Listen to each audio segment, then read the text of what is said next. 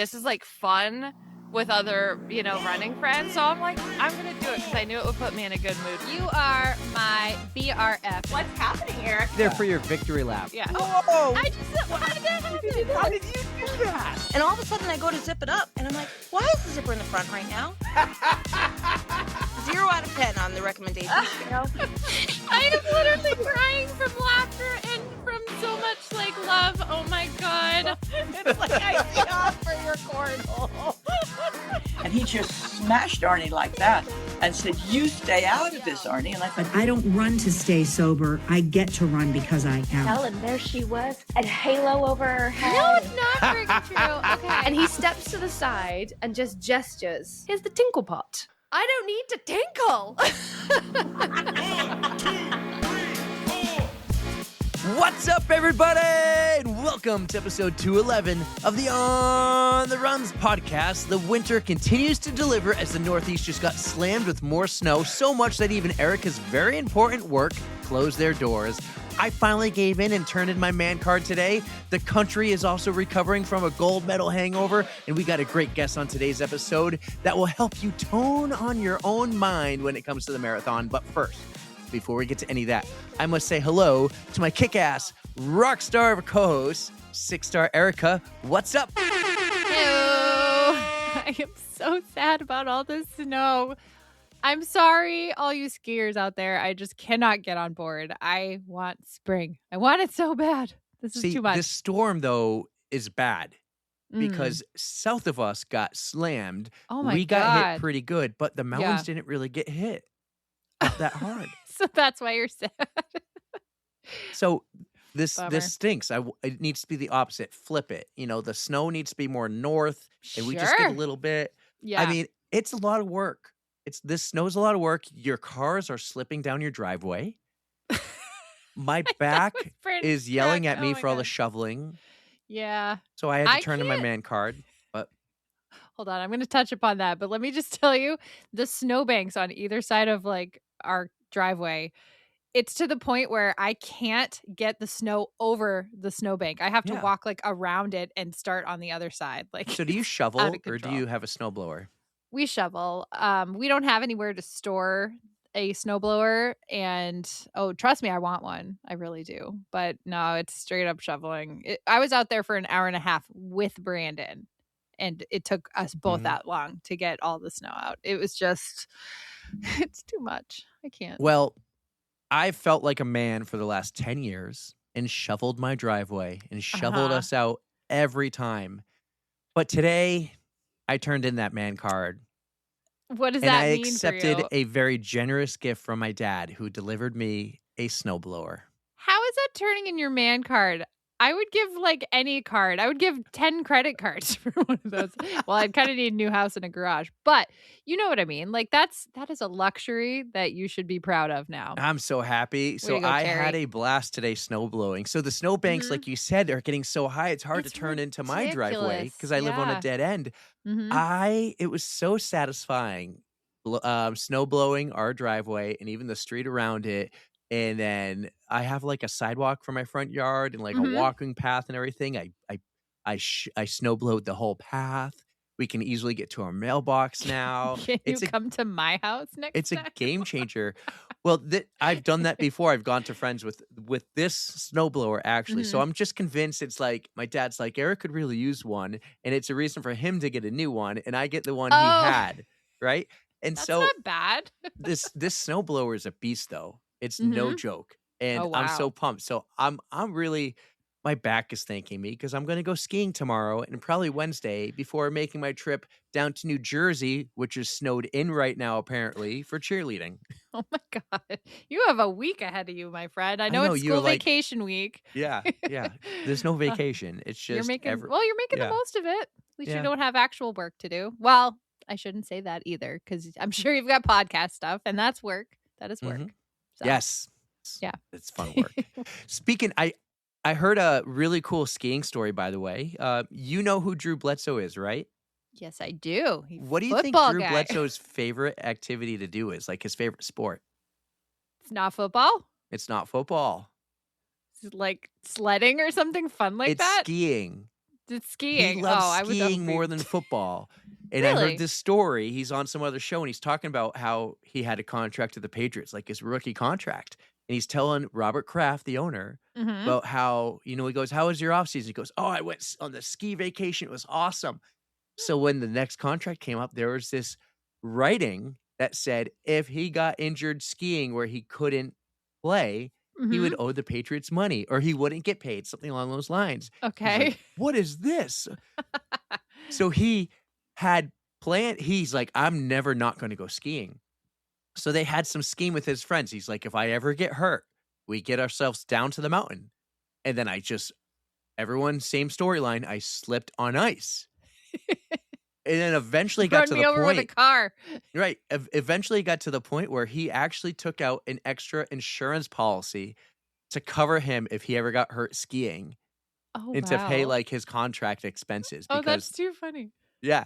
So I heard that story about Drew Bledsoe. I knew he loved to ski, but I didn't know it like was so extreme where he would ski every off season. And there was like, "I'm skiing. I don't care what you say." Yeah. I mean, I get it that in his contract that you have to put that because you don't want to do like have unnecessary risks and Mhm. like even for me, like I wouldn't want to go skiing if running is my main sport. Like, but good for him. Yeah. Yeah, that was a fun story. How old is So- he now? He's getting up there. Yeah. Oh, I don't know. You know what? However old he is, he looks good for his age. Let's Google this. There's this website I found called Google. It's great. Drew yeah, cool. Nice. Bledsoe age. Could have asked Jeeves. 54 years old. Nice. Oh, he was born on Valentine's Day, 1972. How about that? Happy birthday, Drew. That's pretty cool. I was a Bledsoe guy. I liked him. I was really I loved that game when I didn't love that Brady got hurt, but I loved when Brady got hurt against the Steelers in the AFC Championship game. Bledsoe came in and won the game. Then we went to the Super Bowl and Brady was back. But I was so pumped because he lost his job to Brady because of an injury. Mm. If Bledsoe never got hurt, would Tom Brady be the Tom Brady we all know he is today? That is the question that I am that's not going to answer. Question of the week. I don't think so. We also just had a fun time recording with a really cool guest that will drop in a couple of weeks. But ladies, we got down and dirty and we got code red talk on that one. Erica loved it. I don't know if it was so much down and dirty, but it's relatable. Yeah. If you're Well, not for me. Well, you were asking some good, legit questions. So I was asking some questions that I was like, am I going to sound so stupid asking this? And then she goes, "That's a great question." I was like, score one for me. But outside of that, we actually have an incredible guest on this episode, Erica, one Yes, that we you do. helped us get. And this is going to be great for everyone who's going to be running a marathon very soon. Tell them why. So on the podcast today, we have Rekha Gibbons, and she just wrote this amazing book, which is on the way. I can't wait to read it, but it's called Marathon Mindset. And it deals with all the mental blocks that you can have when you're running and just ways to get around that and just build a stronger mindset. So this is going to be a total beneficial book, and I really, really can't wait to get my hands on it. Yeah, she had some really cool stories too, because she meets this incredible guy one day who is like, "Listen, I like you. I want to hang out with you, but I do some really crazy races." So it was really cool. You guys should definitely check out the book. Enjoy this episode. Please don't forget to subscribe to our YouTube channel. We are putting all these guest segments on YouTube that just get right to it. Follow on Instagram, do all those good things. Guys, enjoy Rekha Gibbons on the On the Runs podcast, and we'll see you on the other side. Our next guest on the pod is originally from Wall Street, turned into an endurance athlete. In her recent book, Marathon Mindset, you'll learn about breaking free from the mental limits you've unknowingly set to reclaim ownership of your mind and find your true potential. Needless to say, we are wicked excited to have Rekha Gibbons on the On the Runs podcast. Rekha, what's up? Hey there, Eric. Thank you so much for having me on the podcast. Erica, I'm so psyched. I did some research on you guys, and this is an exciting podcast. It's snarky, it's a little down and dirty. I love that description, Rekha. That's fantastic. I mean, you are part of the pod fam now, so you got to come to the dark, dirty side with us. So welcome to the podcast. Awesome. Thank you so much. I'm super psyched, and thank you for that intro, Eric. That kind of sums up where I'm at. That's awesome. Yeah, it's fun because, we're going to get into it soon. You wrote a book recently. We've had some book writers on before. Anyone who's published their own book to being professionally published and in between. And this is going to be a lot of fun to learn about that whole process in your book, Marathon Mindset. But first, I want to get to know you, and I kind of want to know, this is new. Erica sent me you in an email, and she goes, hey, this is Rekha, and I think we should have her on. Connect the dots for me, the two of you. So I was looking for sponsors for my book launch, and I found a company that does no plastic water. And it was a perfect mix because you got marathoners. There was going to be a fun run included with my book launch. I thought, perfect, water, right? Path water in particular. So I checked it out, and I found a fantastic person there, Lori Rucker, who worked with me. We're very excited to work on my launch party, but she also mentioned this podcast. She goes, I think you should have a conversation with my friend Erica. And she connected us. Oh, I'm so excited too. And thank you so much, Lori, if you're listening. You are just a wonderful person also. And I just love that we were all able to connect and get to know more about each other. So this is just going to be so much fun. And yes, thank you, Lori. Appreciate it. Well, thank you, Lori. Let's get to know you a little bit, Rekha. Where are you from originally? Did you, who'd you grow up cheering for, watching the NFL? Are you a Patriots fan like us, which we were just talking about how sad we are right now? But tell us a little bit about yourself. So answer to that, sadly, Eric, is no. I was raised in Maryland. So that I went to University of Maryland. I'm a Terrapin. And that means I was raised watching the Washington Redskins. Which, Erica, they are who now? They're the Commanders now. I learned that. He gave me a whole quiz and it went terribly, but I did remember that one thing. It's so funny. I bumped into a guy on the trail who had a Redskin shirt on. And I'm like, "Go Redskins." And he goes, "You don't mind them called Red?" I said, "I was raised with them being called the Redskins. I'm sorry. It doesn't bother me." So that's who I was raised with. But being, a kid of the 80s, I was MTV. I had to have my MTV. I was raised in that area. There was St. Elmo's Fire at Georgetown. It was a great time. And Maryland, being close to Washington, D.C., I had a lot of cosmopolitan experiences. I'm surprised you're not a Ravens fan being from Maryland. Are you like anywhere near Baltimore? Yeah, this is how much of an OG I am. Ravens didn't exist when I lived in Maryland. Oh, no shit. So the Colts used to be there back in the 70s, right? Mm-hmm. I definitely, was a baseball fan. Iron Man. Now I'm having a senior moment. Anyway, the big baseball player?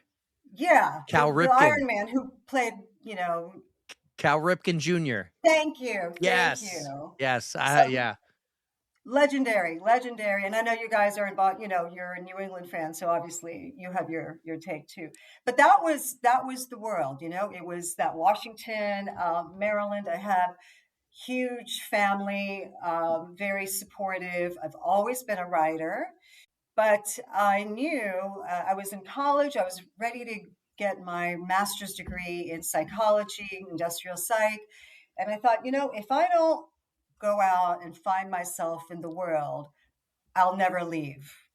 I'll stay here the rest of my life. So I moved to New York. I wrote a couple Harlequin romances.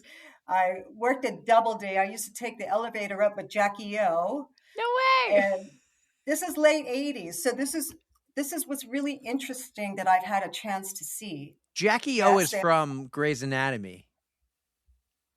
Right? That's Sandra Oh. Ah. Nice try. Insert the. My bad. So what was really exciting for me, not knowing it at the time, because I was in publishing, is I got a chance to see the evolution of marketing technology, publishing, real time. So at the time, the typewriter was tech of the day, right? And then I got a chance then I moved from publishing to Wall Street, Lehman Brothers in the 90s. And at Lehman Brothers, the emergence of the internet, and people were saying, well, what is this? My kid says I have to get on the interweb. What's it going to do for me? Oh, if only we could have predicted back then. Yeah, no kidding. And at that time in the 90s, it was all about number one, education. This is my brand. And two, lead generation. How can I connect you to the person that you need to be connected to? And that's Mm. all lead gen. So fast forward to 2000s, the emergence of social media. And I was at AIG during the financial crisis. And the questions I was asked pre-crisis was, what is the social media thing? You know, how's it gonna make us money is always the question. And the answer was word of mouth marketing, because it's 400 times more powerful and cheaper than dirt. So Right. I've been really lucky to see the transformation and the evolution of business, politics, technology big time. And now we're, in the world of AI. It's Wow. crazy the That world is we're in quite now. the jump. Yeah. Real quick, I want to go back to Maryland, and then we can jump Okay. back to the Wolf on Wall Street life of Rekha. But did you ever go to a restaurant? This is the best barbecue restaurant I've ever been to. It's called Red, Hot, and Blue. It's in Annapolis. And you can get great barbecue in Kansas City, Memphis, all over the country. I've never had better barbecue than that place in Annapolis, Maryland. Is it a dry rub or a wet rub? I don't know that. I'm not that well educated. I Okay. just know I prefer a wet rub if that's what Okay. you're asking. But it is right off the highway as you're like heading through it's east of Baltimore. That's what I know. Okay. And Okay. you see it from the highway, and it's this old looking like red shack, and you walk in and there's sports memorabilia everywhere.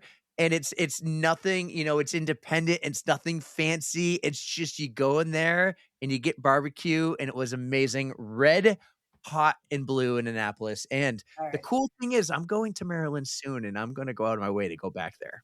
Oh, look at you. I have not been there, but now that you mention it, I'm always looking for a good restaurant pick. So that's on my list now. Thank you. Let's get back to the life of Rekha. Wolf on Wall Street lifestyle. Tell us more. Yeah, so the 90s was crazy. The 90s was the unadulterated Wall Street, Ivan Boesky, Wolf of Wall Street, literally Jordan Belfort was doing his thing, in the 90s.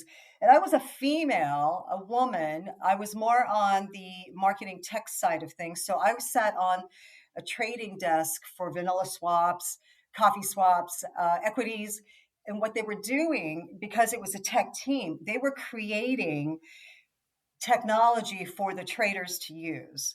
So we're talking these incredible programmers, idea thinkers, visionaries. They were the desk I was working on. They were creating a virtual reality goggle that what they use on trading stations are the Reuters and the Bloombergs, and these are the old school trading stations.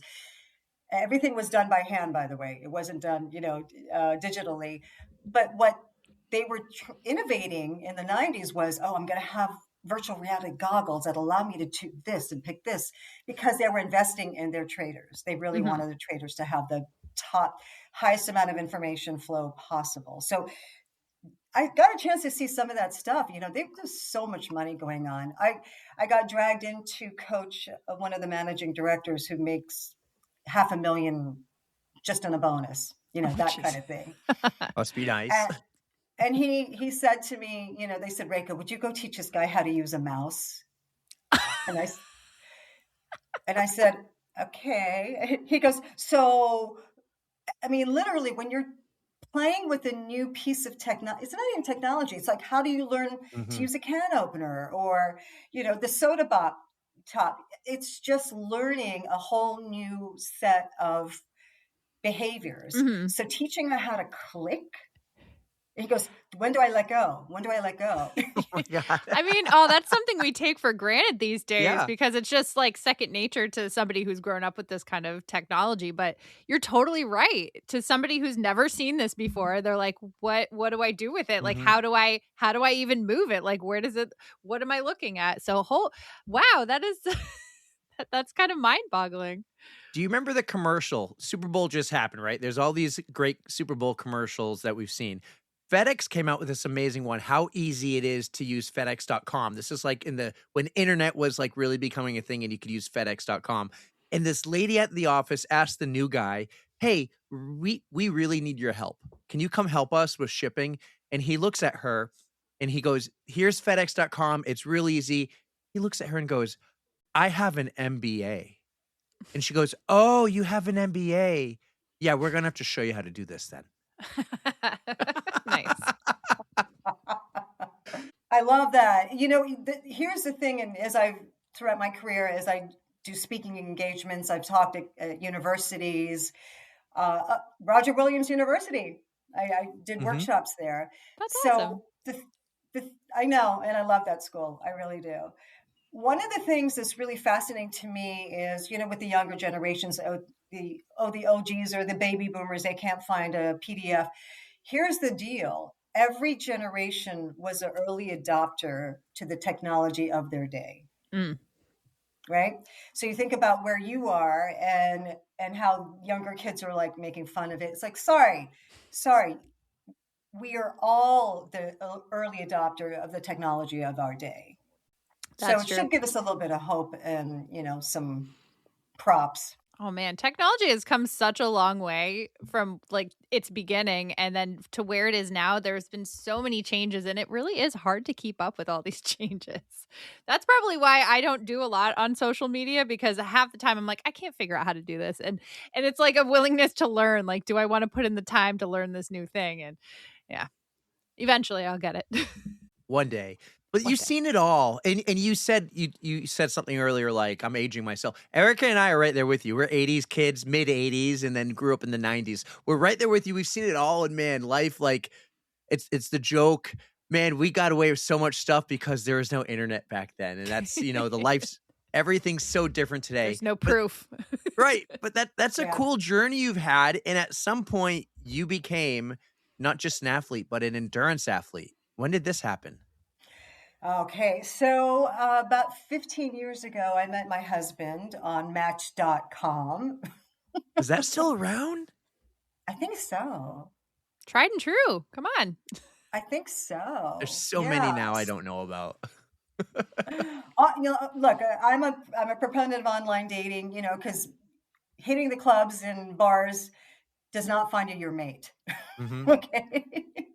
You said Maybe people are lucky with that and power to them, but that was not working for me. So I met him and he was very unassuming. I had no idea he was an endurance athlete. I had no idea he had run 350 marathons and over 100 ultras. Before you met him. My mind just exploded. Before. Wow. I mean, in the time we've known each other, we've both slowed down considerably, but I didn't know that. So when I meet him and, he's all like chill and cool and, and he obviously was interested in seeing me more. And he goes, we can go really cool places. We can go to places together all over the world, but you're going to have to run with me. And what were your thoughts when he said this? Were you like, okay, I'll try, or were you just kind of, what were your thoughts? Erica, I'm a jock. I've been a jock my whole life. There we go. I ran track, but I was a sprinter. I'm short, twitch, fast muscles. I am not endurance. That has never been my MO. So he says this, and I'm thinking to myself, because he said, there's a half marathon in Kauai. You want to go? And I'm like, why, yes, I do. Say less. So at this point, had you ever done a half marathon, or you were just kind of like, no, get there? No. I think I was in decent enough shape, and because he's not only is he an ultra athlete, he's a chiropractor and an acupuncturist. Oh, so very nice. He treats world class. He treats Olympic athletes. So he says to me, "Come on, let's go. Let's go check you out." So I'm trotting, I'm such a dork. I had no idea who he was, and I'm running and he goes, "You're great. You're fine. There's no reason you can't run a half marathon."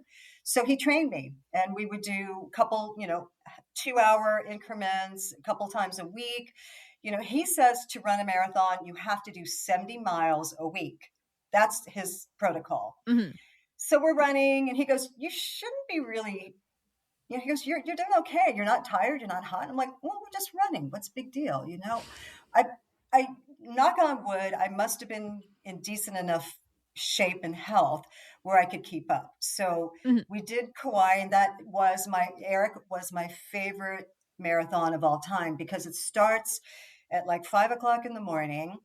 You're surrounded, I mean, it's Kauai, so it's spectacularly beautiful.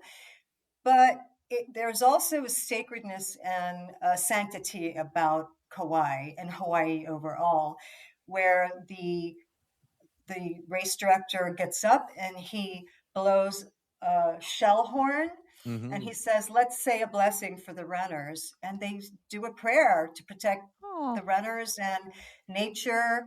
And I'm thinking, oh my God, I love this sport. that is such a good intro into it. Like a lot of races don't do that. And it's just kind of like, all right, you're on your own. See ya. But you Yeah. got more of a spiritual experience out of it. That's very nice. So note to self, go Uh, to Kauai. Yeah. Oh, definitely do the half and the full. He ran the full, I ran the half. Have you gone back? Yeah, we've done it a couple times actually. And I've run the Honolulu Marathon maybe 3 times. We've run the Hibiscus Half Marathon. We're actually, for our anniversary this year, we're going back and doing the Hibiscus Half. So it's you know what? It's a great place and time for the second half of my life. And that'll kind of get into the story of why I wrote this book and how it came about. But to use all this life history, this life experience, and share it. Now, with your husband doing all these ultra marathons, do you ever follow him to races that he's running in and you crew for him? Do you ever Sherpa, as I like to call it? Tell me a Yeah. Sherpa story. Like, is there any awesome, epic story from one of his races from your experience as a Sherpa? So there's one in particular that he used to love doing, the Leadville 100. That is no joke. Leadville is that We one do has Leadville, but the marathon and a half, not the 100. good.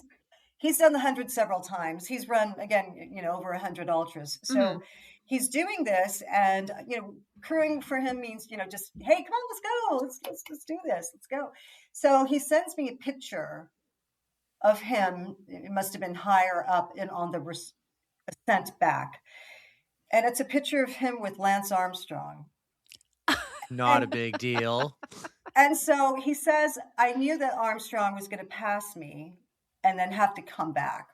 So he said, hey, Armstrong, take a photo with me, will you?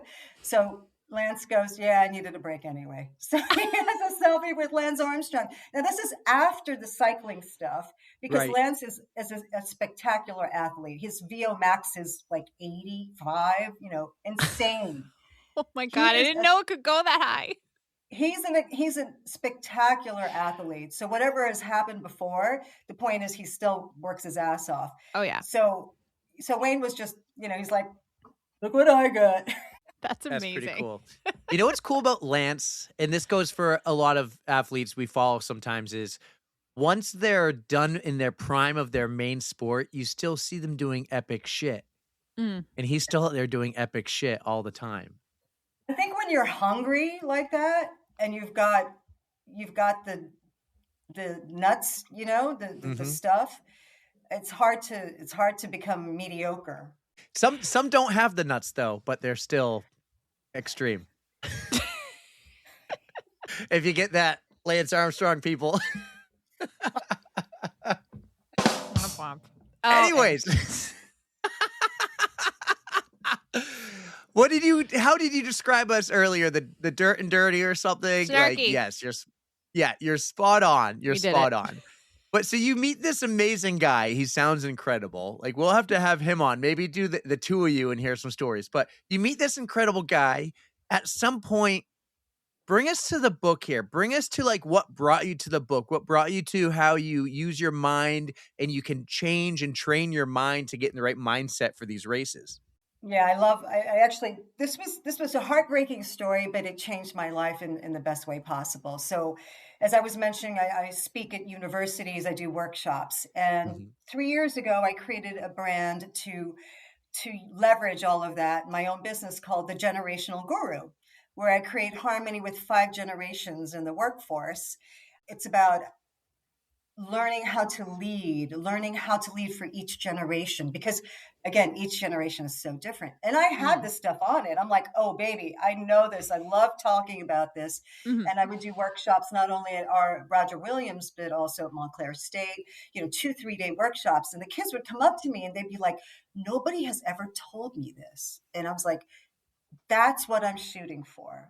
I don't want to regurgitate the same HR stuff that, oh, you have to do this framework for SHRM and, CHROs are going to, I'm like, no, I want to teach, especially younger generations, what it really takes to succeed. And not only in your career, but in your personal life as well. And that was my quest with this. And then I got hit really bad in 2024. There was a big backlash against DEI, and being a woman of color, I got buried by it. I was working with 2 huge clients. One was the government, and the other one was a global management consultancy. And they said, we really love what you do. 6 figures, by the way, we're talking big clients. And they said, but we can't work with you. So I'm like, are you kidding me? I plugged in all this time and energy and money and, effort into doing this. And now I have to rethink not only my livelihood, but my purpose itself. So it shook me. And my husband said, I thought of something he had said to me years ago. And that was, if you're going to run a marathon, you better be really good friends with your mind, because for miles and miles, that's all you've got. And I thought, oh, there's something here. There is something that runners get and understand and are able to leverage, because they can do these long endurance runs, that if I can figure out how to put it together, then I can share it with anybody, because the voice of negativity in my head was so loud, it was tearing me apart. And I thought, okay, if I can learn how to figure this out and decode it, I will share it with the rest of the world. And that became the premise for this baby. Oh man, that is something that runners, anybody really struggles with this. Like, just, you can't get out of your mind. And sometimes it is a trap, and it's just, it cloys you. It doesn't let you really breathe and be your true self. So I am very interested to hear more about your book and how, like you said, Eric kind of mentioned it in the beginning, like how to unlock that, because that is something that we struggle with. And it's something, there's a couple really good code breakers that I came to. And one of them is, we're wired this way. Humanity is wired from, if you believe in evolution or, however we tell that story, the point is we were running from the tigers or we were trying to chase or not be lunch ourselves, right? So that trigger in our head is ancient, to be afraid and to jump and to want to run away. So we're actually coded for, the default is negativity, because the person who thinks, oh, that rustle of the trees could be a snake, is a person who lives for the next day. But that's how old that is. And that's the default of negativity. There's another piece of this, which is even more interesting to me, that everybody has a piece of, and it's this little baby here. The and phone. that is, Yes. it's not just a phone. It's technology. It's news. It's certainly social media that is wired for one thing that social media companies know, and that is the algorithm of outrage. They know that the best way to keep a person engaged, this is marketing 101, right? The best way to keep a person engaged is to make them so furious that they can't put their phone down. Oh, is this the doom scrolling? Oh, that's It's so hard to get out of. Yeah, Oh, I hate think it. she's going deeper though. than just doom scrolling, Erica. We're talking like when you dig into the unavoidable. comments and like people say things to get everyone riled up and to get them angry. Like just Bad Bunny, Super Bowl halftime show. I loved Bad Bunny. Exactly. But you get what I mean? Yes, Yeah. I know. Yeah. And you know what? Eric is 1,000% right. And this is where there's a section of my book called Be an Owner, Not a Consumer. And that is the overall message of this. That is, in order to take control of your own sanity, of your own peace, you need to take ownership of what you allow into your house, into your home, and into your head. Mm-hmm. That's called sovereignty, and that's called ownership. And by taking control of it and saying, I get a chance to choose what comes in here. That is so smart, but it sounds so hard to do. Like, how can you really block out all of the stuff that you don't want to see? Well, you know one of them already, and that is put your fucking phone down, go outside, and run around the block a couple times. Yes. Clip it, That's a Eric. good This one. is the one. This is great. That's a good one. Now, this isn't all what you think and what you came up with. Like you talked to others, you interviewed others, talk about some of the people you've had conversations with, and you put in the book. Yeah, I was really, really lucky because my husband's such a badass with the ultra world. I got a chance to interview Billy Mills, who was the only American who ever won a gold medal in long distance running. This was in the 60s. Right. So I got some incredible stories from him. I had and these are coming up. I'll do some short little YouTubes on these. I was so busy writing the book. Bart Yasso, who is the mayor of running. Yep. Yeah. Abby Burfoot. And then John Kelly, Mr. Barkley Marathons himself. Mm-hmm. I got a chance to interview him. I was really, I was thrilled. And he's a very unassuming person. He's just really low key, super dry. And, my whole intent in talking to him is I'm not just interested in being an ultra endurance athlete or just being successful at work. I'm talking about the whole package of having meaningful relationships, beautiful, committed, meaningful relationships while being optimal health at the health perspective, and then succeeding and thriving in your own personal goals and financial goals. So my question to him was, how Barkley Marathons, he's finished it 3 times. He did the AT Appalachian Trail this year, trying to get his personal best time. Unfortunately, his foot was injured, so he wasn't able to complete it. Making money for, the people who were harmed during the Asheville and, the flooding that happened. I mean, all of that money went back.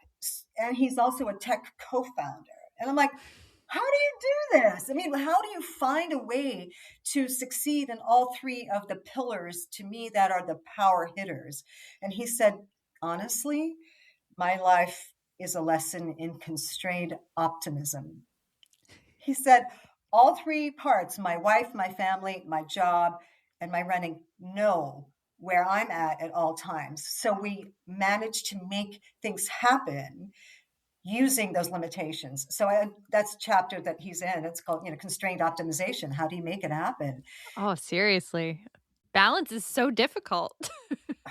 He's extraordinary, extraordinary. And there's so many extraordinary athletes. What I see happening is there is a resurgence of, you get to a point where everybody hits a plateau and nobody can break it. It's called the Bannister effect, where, Roger Bannister was the first person to break the 4-minute mile. They're like, it can't happen. It can't happen.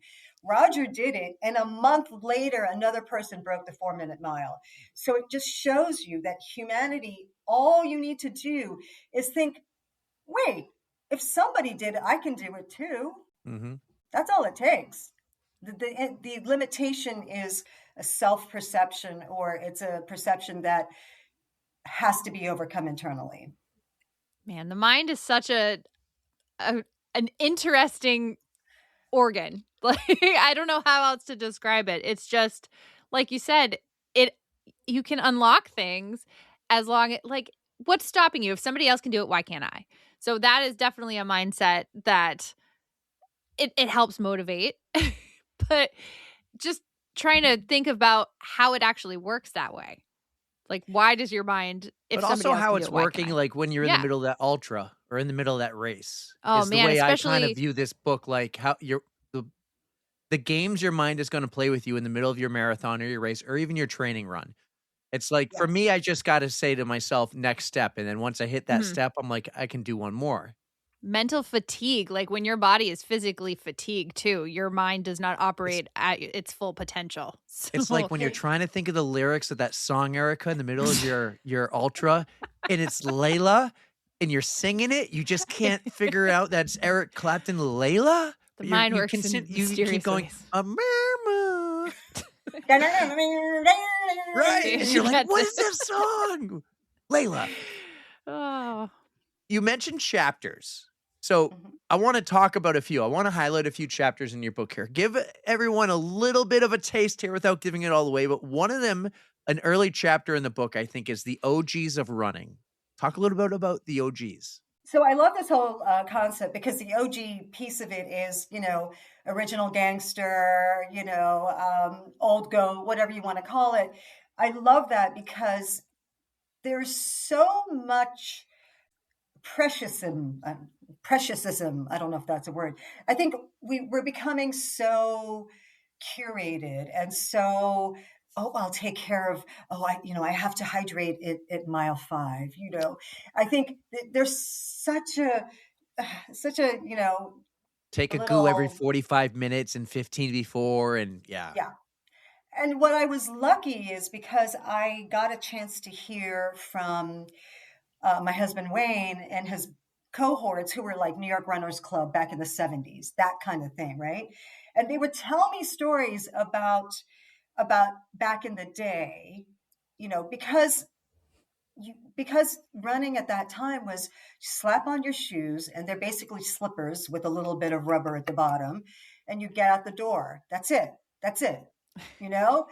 And I loved that whole concept of you do it because it's there to do, right? It's not like Mhm. you're trying to, oh, I'm doing this for this nonprofit or nothing wrong at all with that. And I applaud everybody who does that. But this is for a person going out just to show themselves I can do this. And I love that concept. So we got into, the origins of running. For example, City Field, former Met Stadium, they used to have 100-milers, and they would run through like the back of the parking lot, come back through third base, cross finish line, go. I mean, so Wayne has done these, and he says he's crossed finish line more than most professional baseball players. The home plate. Yeah. That's so fun. Yeah. So, I mean, literally use these outlets, and they were also used Madison Square Garden for something called pedestrianism, which was the reality television running event, not even television, reality event of like the late 1800s and early 1900s.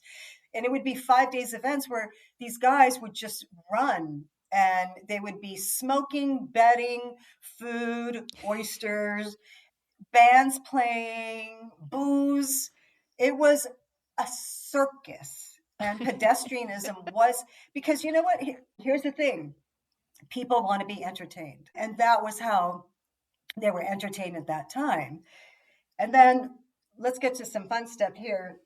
We're talking about race day swag, the stuff that you give away. The reason why I liked writing about this chapter was to show that we've gotten pretty soft. I think there is a huge dichotomy between the origins of running and where we are now. Obviously, we've got John Kelly, and there was a kid in New Zealand who a 16-year-old who just did a 348 mile. Wow. Yeah. So again, I think overall there's so much comfort that gets associated with our daily lives. Things are pretty comfy, right? Yep. So talking about the OGs, and there's nipple rot because when you run a race, and this is before sports bras. The sports bra came about by two women who took jock straps, her husband's jock straps, sewed them together, and Wait, is that for real? real. Oh, I need to find these ladies. This is in my book. Check out chapter 6, the OGs of Running, because it lists these two ladies, and it's so sports bra has jockstrap DNA. Wow. The technology of running gear from like the OG times to now is insane. You've got like your smartwatches, your headphones, like you We said, got the our wicking compression boots for fabric. recovery, you got all the fancy stuff. One of my favorite lines I read, and I was going to say this 16-year-old from New Zealand will never know what it's like to run in a heavy cotton t-shirt and basically experience a sandpaper workout. That's it. That is awesome. And you know what? They're breaking their own limits, and it gives us a chance who are involved with the sport to sit back and make a little fun of it. I'm not being too precious about it.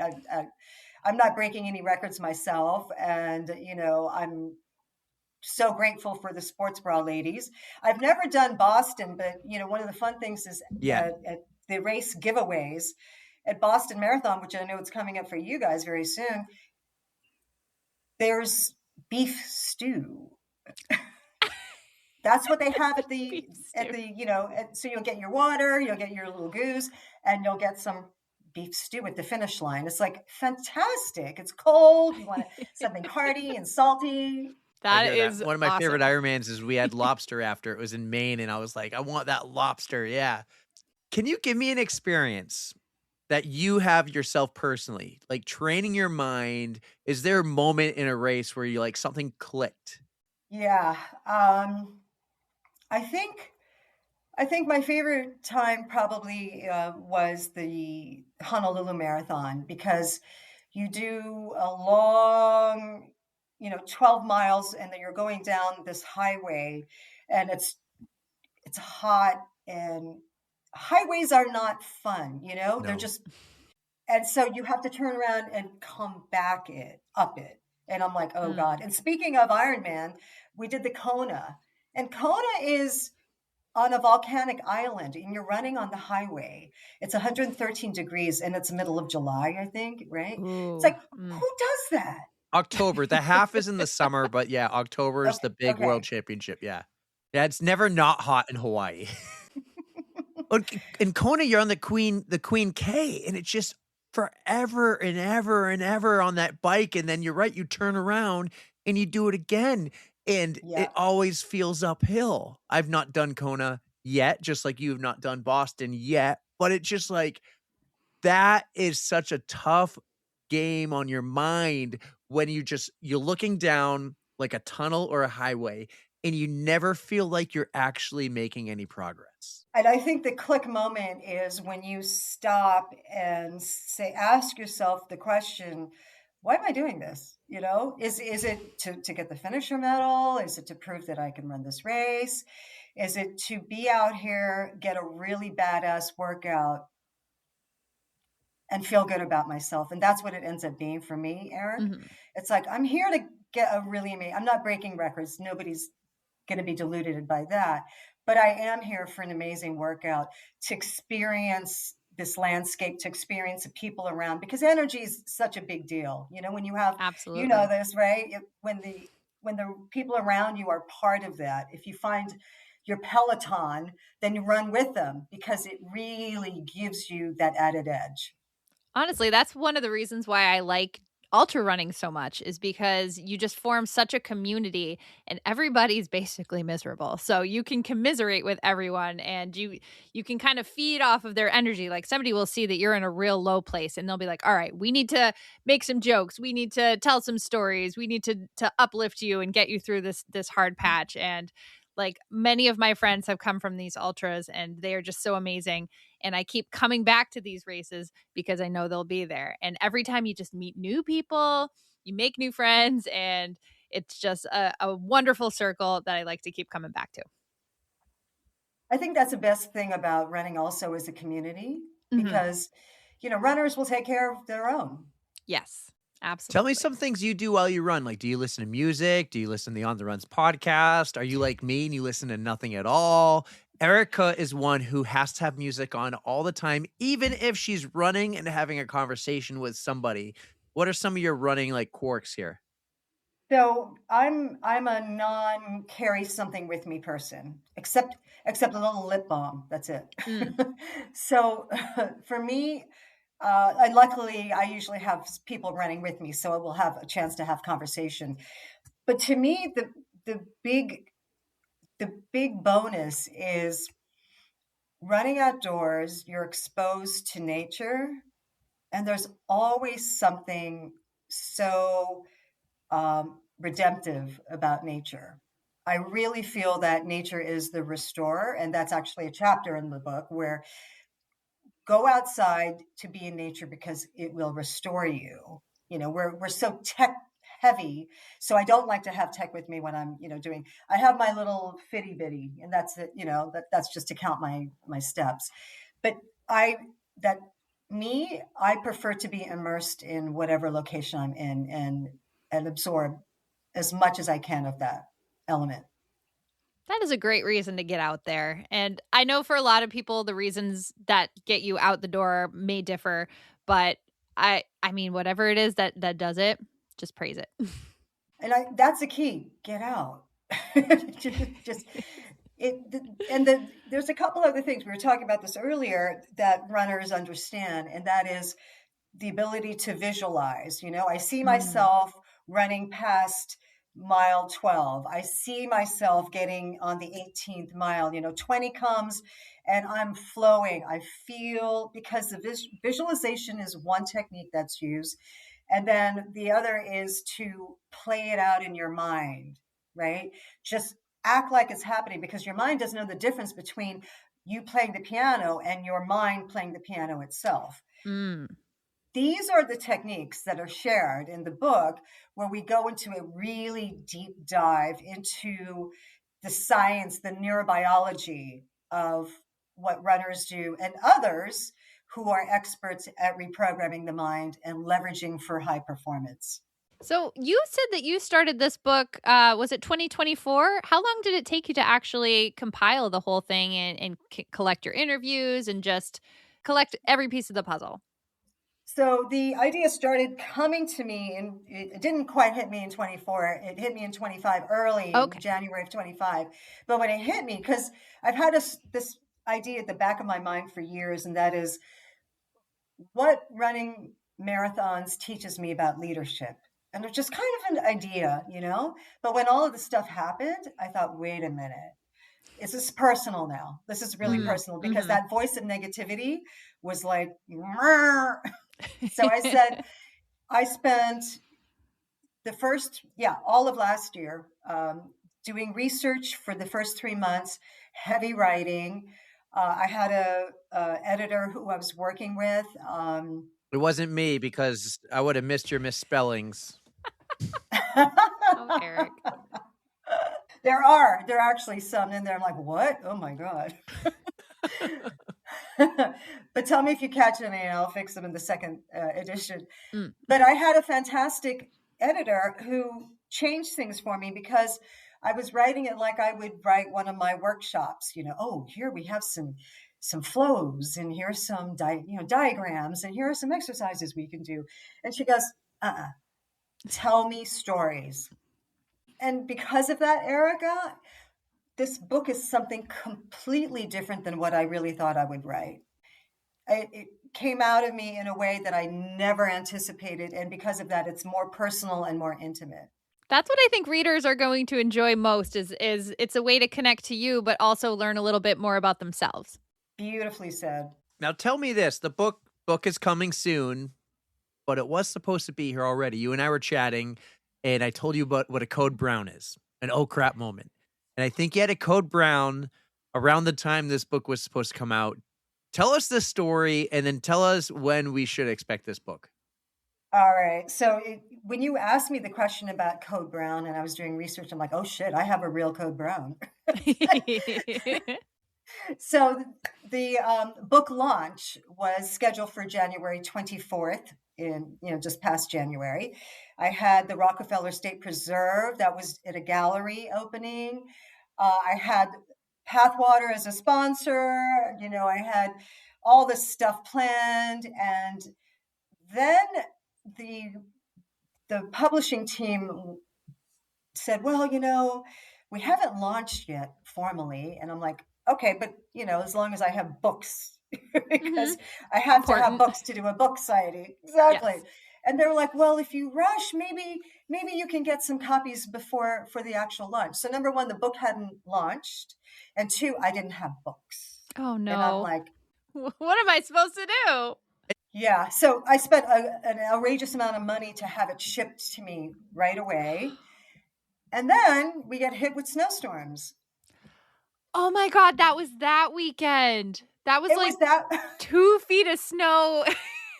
Oh no. and we had to move it because they couldn't hold the event. So the bottom line of this, Eric, is the book event at Rockefeller, and anybody who's around, we have the New York Runners Club and the Westchester Running Club who are going to be there. It's going to be March 21st.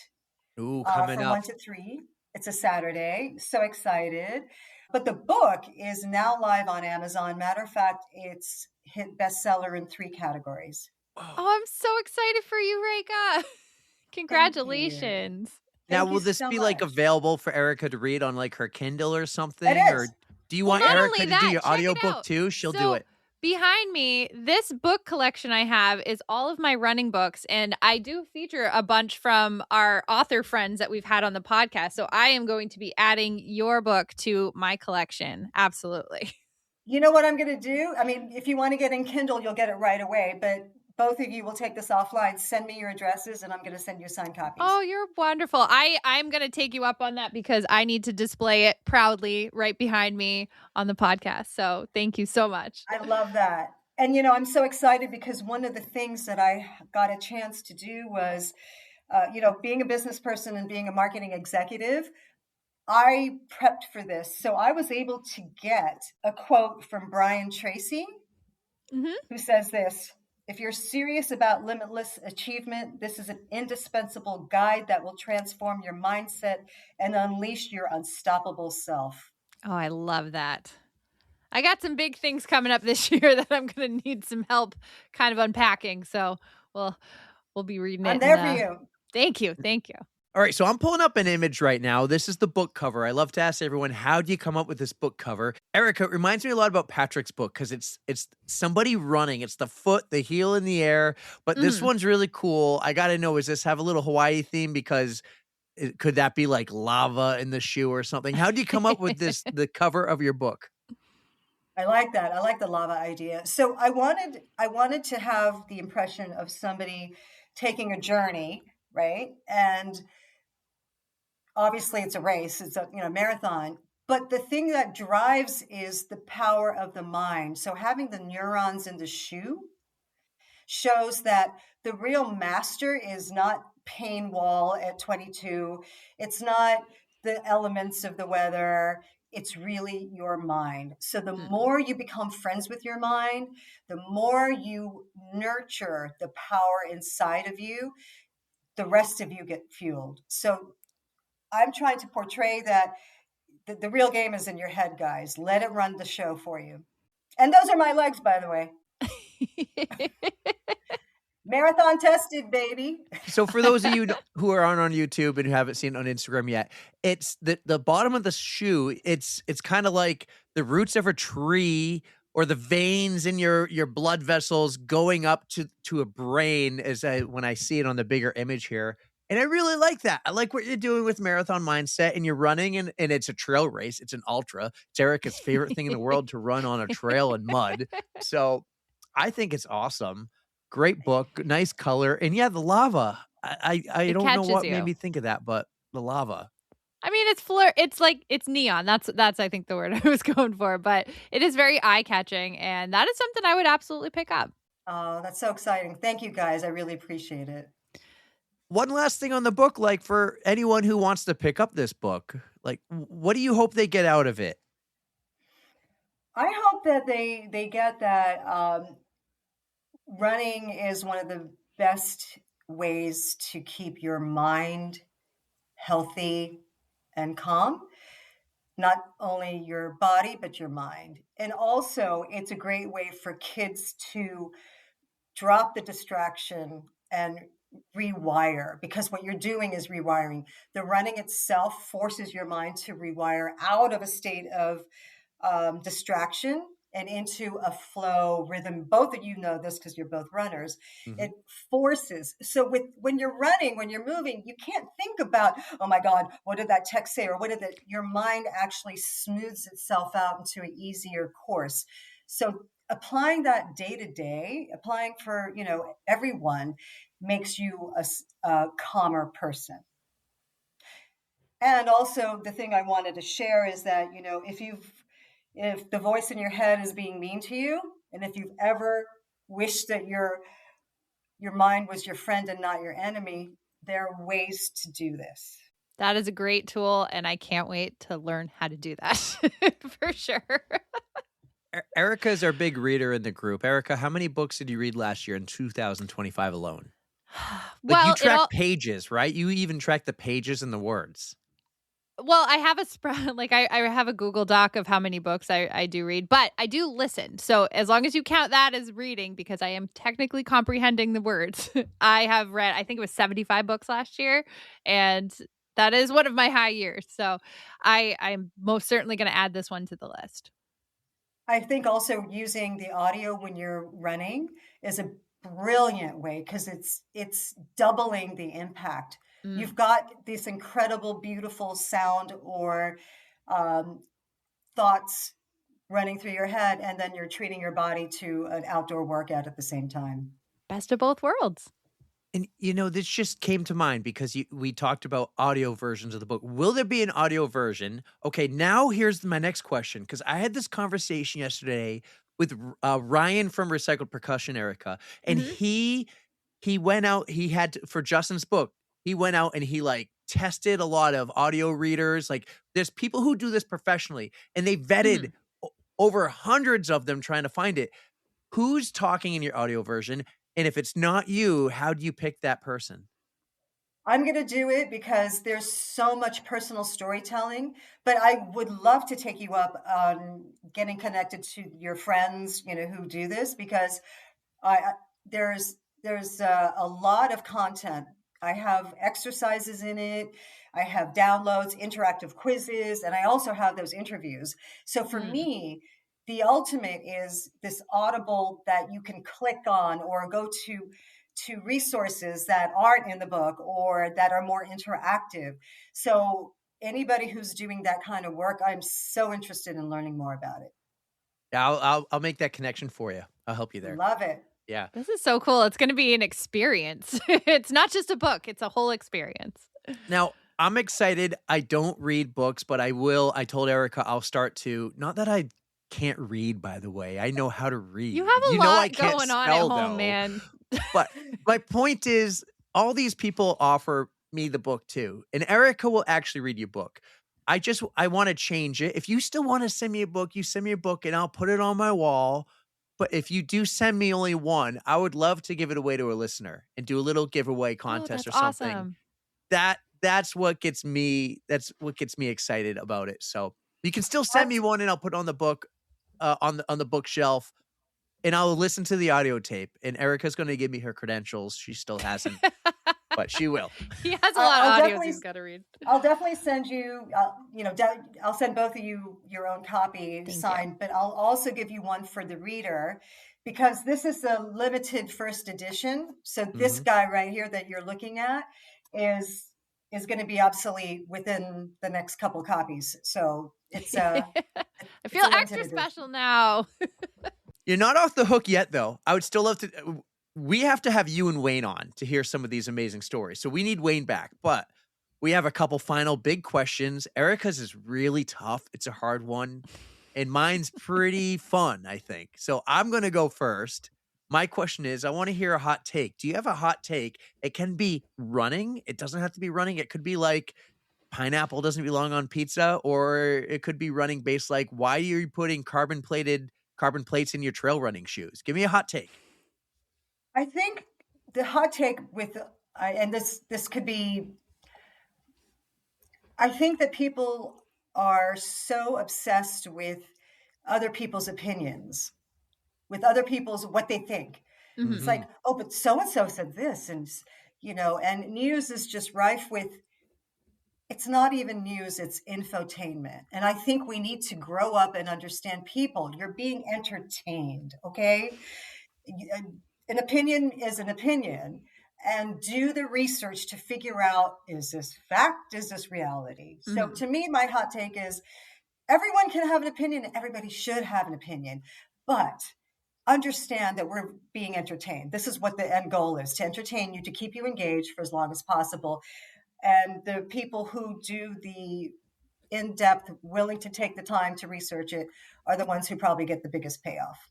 I like that. That kind of goes into the whole thing we talked about earlier, where someone's going to say something to really get you going, right? To really get you all riled up and to dive into the comments or to fight back or something like we talked about. And you see it every day. It's like you just can't get away from it. But you're right. It's like you got to figure out. For instance, I sent Erica a picture today, a screenshot. Patriots lose the Super Bowl.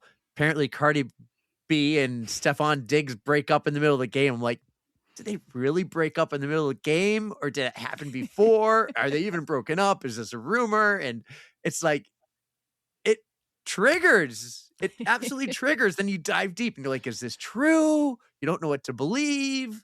Do your research, do your homework. Put anything on the internet, it just isn't always true. Yeah, you're right. You're totally right. And it's like, does it matter? Right I now, know. is it gonna? Like that literally I has can't no live impact anymore with Cardi B on and my Stephon life. not together. That does not impact me in any way whatsoever, besides being like, ooh, drama. I'm addicted to the drama. Entertainment, exactly. So now that you've heard his question, here comes my incredibly difficult question, apparently. But Rekha, we have ourselves a Spotify playlist, and we like to invite our guests to add a song to it. So it could be anything that gets you motivated. I mean, you may not listen while you actually run, but is there something just that you groove to, or something that centers you, something that you would like to add to our list? I do. It's Blue Monday by New Order. Oh, excellent. That is a fantastic song. I was thinking of this, Erica, because I know you I was like, okay, I got to do something really good. And the thing Nailed that it. spoke to me. And that's thank you. hard, because you're like, I need to get the right song. It's only one. That's why I say it's hard. You're right. And I did research. I was like, oh no. And I did research on other playlists and other, I'm like, what? But to me, this one spoke to me because I'm an 80s chick, and it felt that was my time, and it has that rhythm that makes me feel happy and good. You were around when MTV was really MTV. Yeah. When it was music. Yeah. It's not even around anymore. Like, wasn't it I don't New Year's know. My Eve sister told me I'm something? not entirely correct, by the way. Really? Oh. Yeah, it's like it's around, but they got rid of, like, apparently they had 12 channels before, and they got rid of like 11 of them. So there's still an MTV, just we don't know which one of the 12. Yeah, I think it's the one that doesn't play music. Yeah, Oh. yeah. Oh. Yeah. I think Well, it's those were the reality good old days. television. Right. It used to Because be that's called the evolution. RTV. Well, those were It's the good old insane. days. Man, just like going back to, thinking about what it used to be like. It was so different then. And the kids today can't comprehend. It's no longer like, I used to walk both ways uphill in the snow. It's not that anymore. It's just like, they're like, how did you survive without a phone? How did you survive? Like, what do you do? Like, I saw the coolest thing, these AI generated things about what life was like in the 80s and the 90s. And do you remember Saturday morning cartoons? They're not around anymore. Yeah. It's like, yeah, I used to wake up every Saturday morning and you had 4 hours of cartoons, Bobby's World and other things. It was so cool. Now you just have a channel with Hey, all the you just time go onto cartoons YouTube or and- Netflix and you watch it that whenever too. you want. That's another reason why, when you have a constant source of something to entertain you, why you have to own what you allow yourself to be entertained with. Bugs Bunny in the mornings, watching Penguins of Madagascar on Saturday mornings. I mean, that was classic. And maybe I was goofy at the time, doing it. Oh, X-Men, the cartoon version, but we did it because that's something that resonated with us. Right now, though, what I see is obsession as opposed to Right. selection. Yeah. It's true. Nailed it. It's so true. And it it's gotten all of us. We've all fallen into it, and you need to find your way out of it sometimes. And I really think people are going to like your book here because you fall into that obsession too sometimes with running, and you forget like how it used to be before all the tech and all the gear. Everyone had analog watches and stuff, or just throwing on a pair of shoes and going Yeah. out there for gym class and running the mile in a cotton t-shirt and experiencing nipple chafe, which I've never heard of the term nipple rot until you brought it up, and I'm That like, that sounds is so horrible. amazing. So Oh, yeah, man. sometimes you just gotta go back a Back day. to That's basics, right? right. That's kind of like why one, I don't run without music because my kids keep ruining my little headphones. But two, I've eventually at some point embraced like where I am and just the silence of the rail trail or something or the outdoors. And it works for me. I maybe listen to music once a year now. Not even music. I'll listen to a podcast because I want to finish it. And I find headphones that are missing the little rubber piece. And I plug it Oh, in. Eric. I know. Somebody don't buy me headphones because my kids will ruin them. Don't keep them in the house. Keep them in your car. They find them. I How? don't know. Oh, boy. They're monsters. But Rekha, this was amazing. This was so much fun. I really want to thank Lori for setting this up. Erica has something to say. She's like, oh, so I'll let Erica before we go. close off, we got to let her tell everyone where they can find her, either on social media or her website or just where we can get the book. So go ahead and let us know where to find you. So you can find Marathon Mindset, Outrun the Voice of Negativity on Amazon. You can find me on Instagram, Rekha Gibbons. Connect with me, send me, DM me your favorite stories about running. I'd love to hear your thoughts. And on LinkedIn, I'm Rekha Gibbons as well. If you're a leader or educator and want to learn how you can help your team or your class learn some of these techniques to increase performance and decrease the voice of negativity. And I'll try really hard to get those in the show notes. I know Erica's supposed to check them, but she doesn't. Well, And you've been add the using links. AI lately, and I'm like, oh, it's fine. No. See, Erica and I fight sometimes here, been a while. and you were supposed to. But listen, I'm going to put the links in there, and for the Amazon, for your website, for Instagram, I'm going to get them all in there, and that will be beneficial. So if you guys are listening and you're like, oh, how does she spell her name again? It's Rekah, by the way, guys. No, So- it's not. No, oh my God. I wrote her See? down wrong. Spell check. It's Rekha. Yep. Gibbons. But go to the show notes. It will be there. I promise. I'll do it because And I will Erica check won't. it. I will check it. I will. bull. But this was a lot of fun. It's Let's- awesome. Listen, will you bring the second most famous Wayne in the world on the podcast one day with you? And he's only one behind the great one, Wayne Gretzky. So Gretzky. I would Awesome. love like to have the two of you on because I want to hear the story. I love stories, and I want to hear his story about how he would be like get you to go for a run and not just the Hawaii one, but like, hey, will you come to this 200 miler and change my socks or something? That's love. That's true love. That's love. He's a crazy man. He is a crazy man. So I think you guys would have a hoot with him. That'd be awesome. But guys, this was a lot of fun. I really hope to meet you one day, and we'll do that with Wayne. Erica, thank you to your friend Lori for this amazing get. Guys, check out the book, Marathon Mindset. I know if you're a book reader, you're going to love this. And Erica is going to give us a full review when she's done in a couple of weeks. You got it. I'm excited. Rekha Gibbons on the On the Runs podcast. That was wicked awesome. Rekha, thank you so much for joining us on the podcast. You are so fun to talk to. I mean, I can't wait to have you back on the pod again.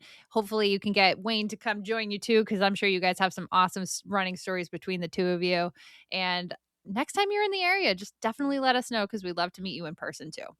Yeah, and that book is on the way. And if you guys heard, I said, listen, I want to give mine away.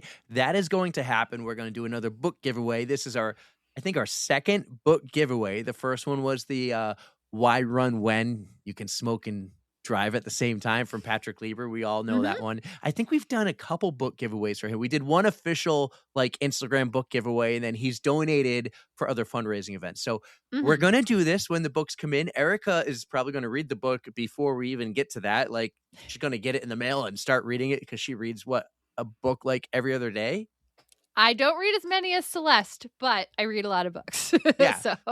So that was a lot of fun. We'll talk about the book when it comes out. It's super cool, Marathon Mindset, guys. Check it out. You can get it on Amazon. And then the second edition, it's really the first edition, but the second generation of that. Is that how I'm calling it? I don't know, but that's coming out second soon. edition. We're getting the limited edition one, that like first, the OG with the OG cover and everything. But I'm excited. Can't wait to add it to my collection back here. Yeah, that's really cool. So, guys, I hope you like that. Please, if you liked it, share that episode with people.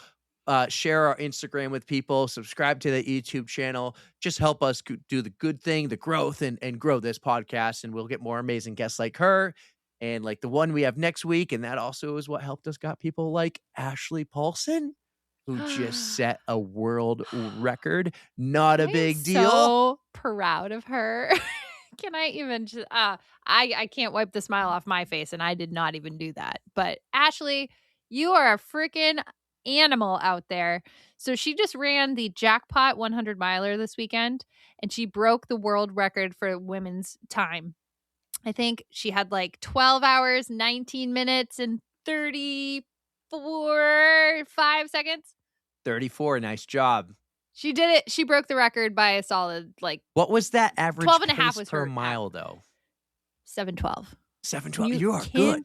You are good. I wrote the show notes, you guys. But I know you did. Like, good job. I can't wrap my head around how fast that is for an entire 100-mile race. Like, did she stop? Did she poop? Like, what? We need to know. Ashley, come can back. we get Ashley back? Can we? I have to talk to Ashley. We're going to work on it. It'd be her 4th time on the pod, actually.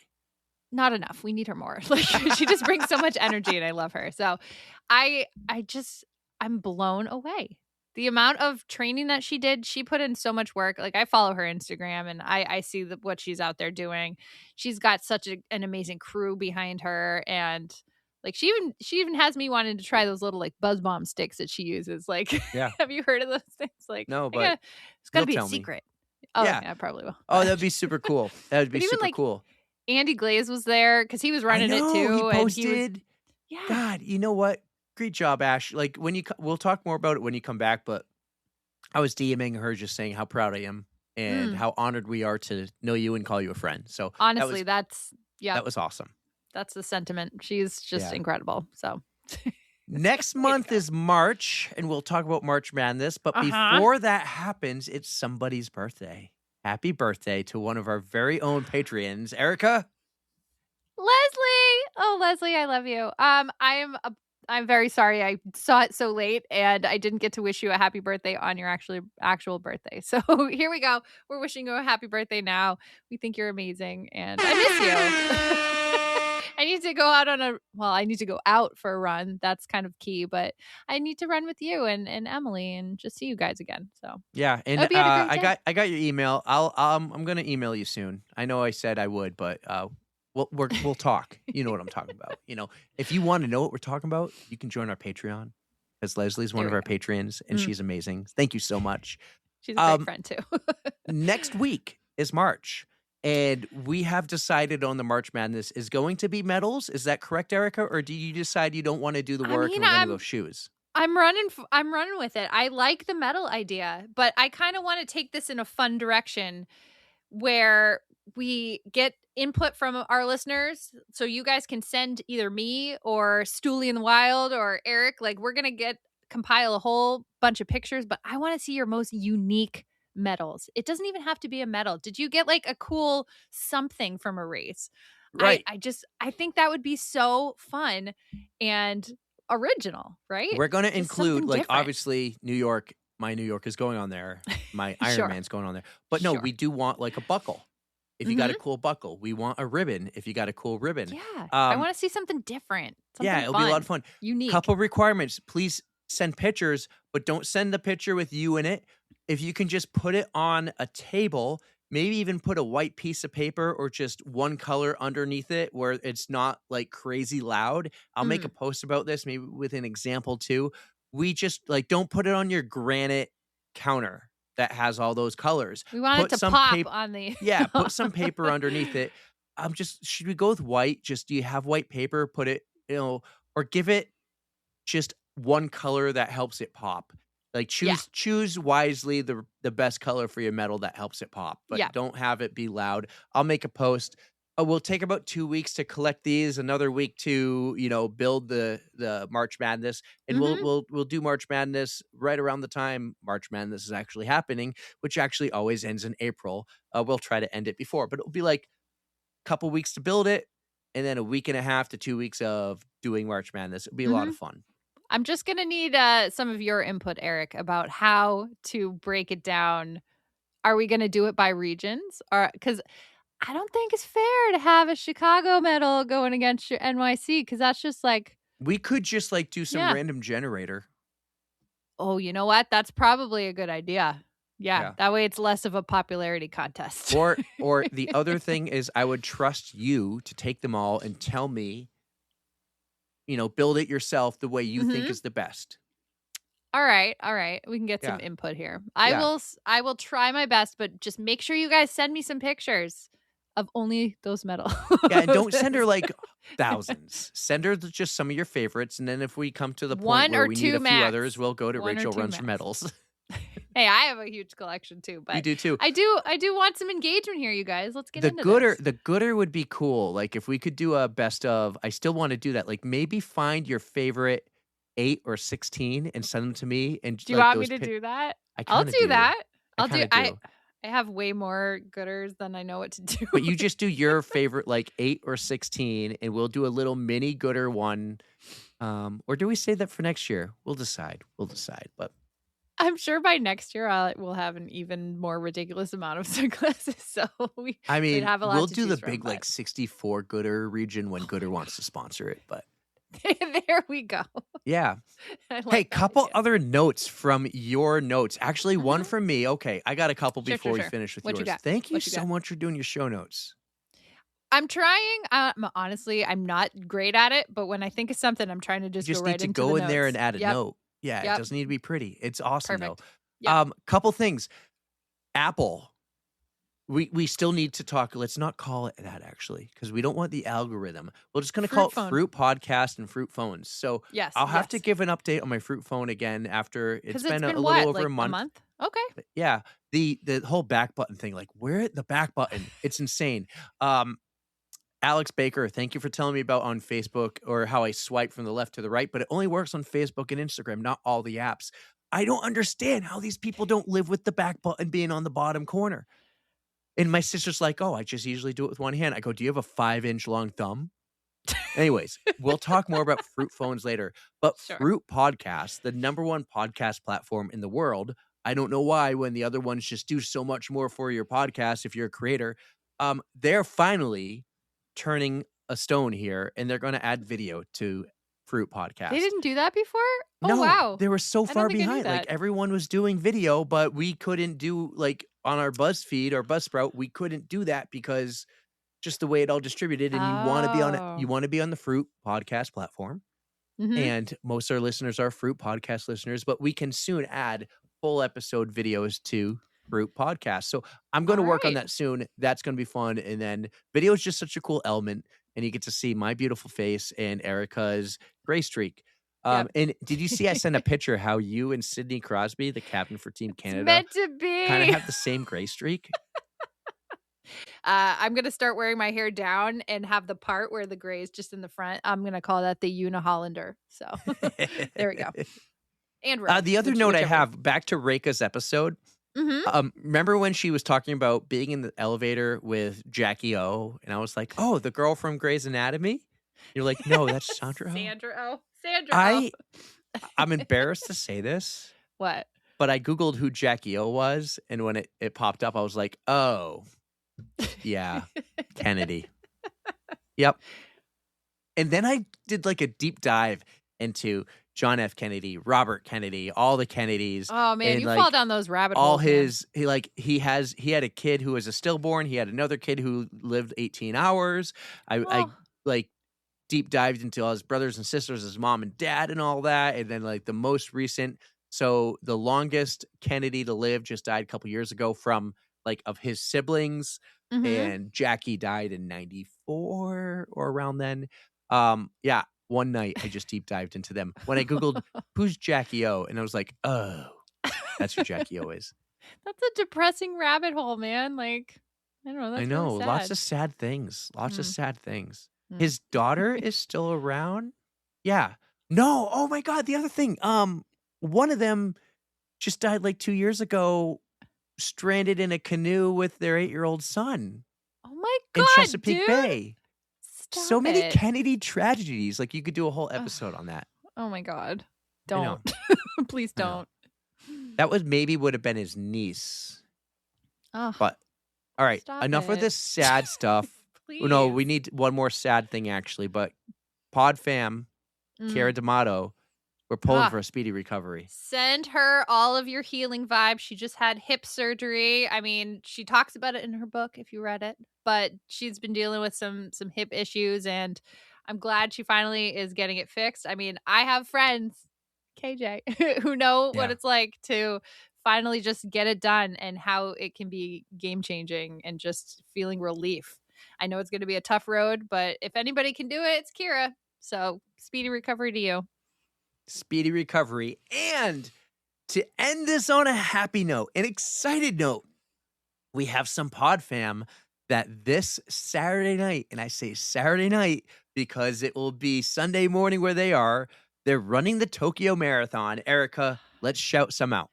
First and foremost, your freaking sister Hannah is going to Tokyo, and I'm so excited for her. This is her second major, her second marathon, and Mhm. she's going big. So Yeah. I'm so proud of her, and I think we get to talk to her later, huh? We Yeah? should. We should We have got her her on back the on the pod. This is Let's do cool. it. We'll talk about it because I was sworn to some secrecy when she Mhm. got in the lottery because she didn't think she could run.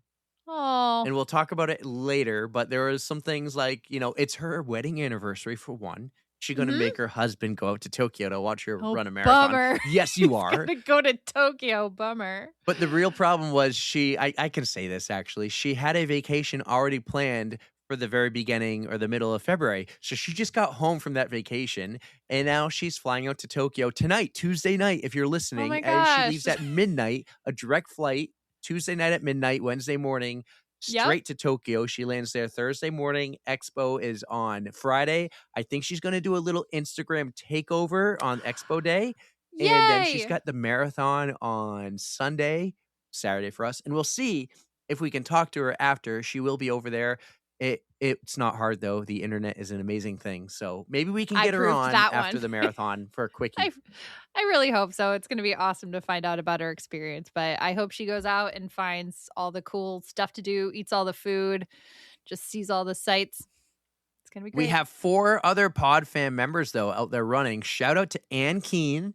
Hell Shout out yes. to Josh and Janine Vernon. Yep. And Kat Brown. Cat It's Brown, going to be so yes. fun. Oh, I'm so pumped for all of you. Like I said, if this is not a goal race for you, please just enjoy being out there. I know the time change is going to suck a little bit, but you'll get used to it.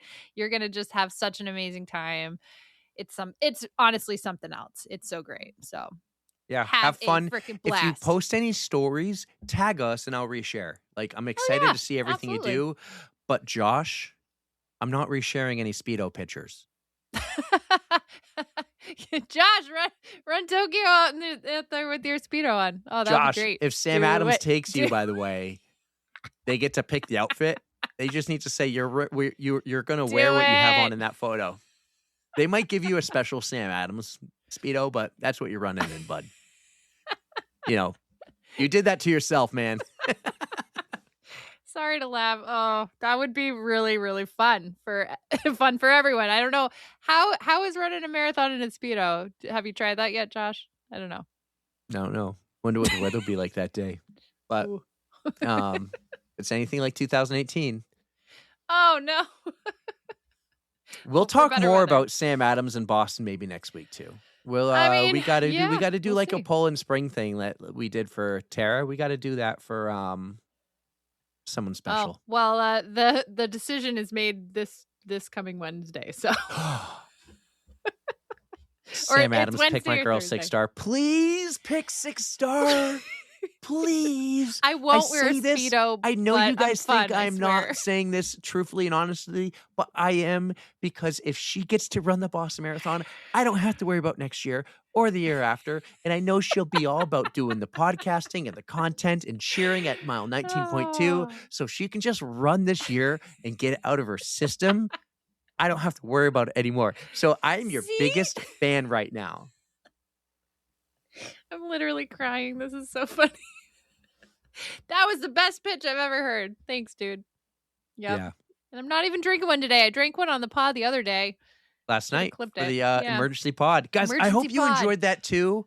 That was fun. I'm And if I sorry, can- I don't know more about sports. It's okay. It was fun. Tara, thank you. Came in clutch. She really Thank helped you with a for lot of knowing things. about Like, sports. yeah, she was awesome. Couple things. I did say one thing, and I've listened to so many podcasts in the last 24 hours, since hours, about the gold medal game. And I made a comment about Matthew Tkachuk. And I said, yeah, I don't know if he would actually be on the team or if he's even good enough. But what I stupidly didn't think about was everything he did to keep the distraction away from the team. So you always have these distractions, and a lot of the Canadians have it. Their best players have it because they're expected to deliver. Matthew Tkachuk took that away because doing his stupid stuff or talking to the media, or he's just like, I'll talk and I'll say whatever I want to say. And the media keeps going to him for the hot takes and him for the lines, right? And the one-liners and everything. So it's letting the other players focus on what they Right. need to focus on. And, Right. Oh, And okay. he's just a locker room guy. You need those glue Taking one guys. for And you the asked team. about Billy Guerin and how he picked the team. And a lot of people were like, oh, he could have picked this goal scorer, that goal scorer. No, he built that team like the 1980 Olympic team, where he built a team.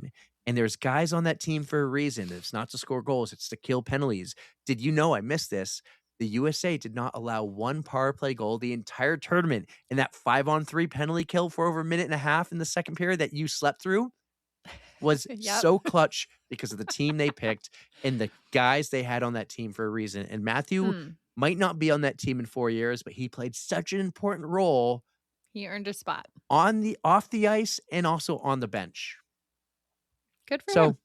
yeah, he earned it.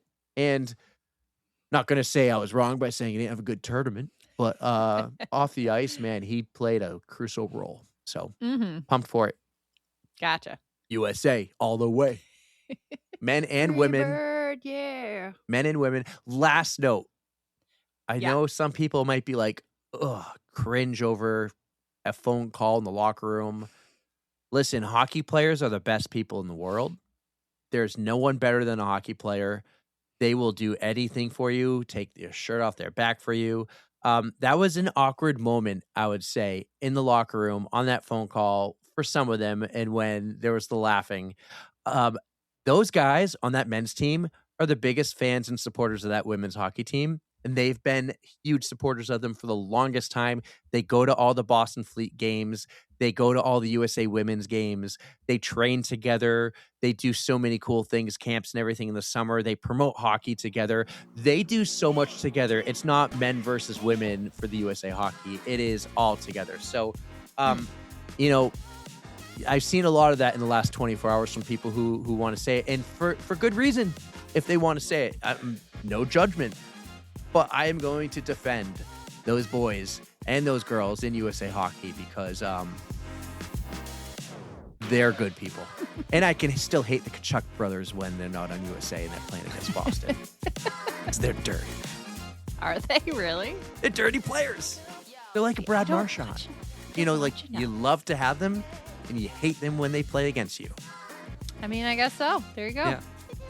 But anyways, Sam Adams, pick my girl 6-star. Erica, take us home. Thank you guys so much for sticking with us as always. And thank you for listening. You know we love you. Don't fear the code brown. Pick me, Sam Adams. And don't forget to stretch.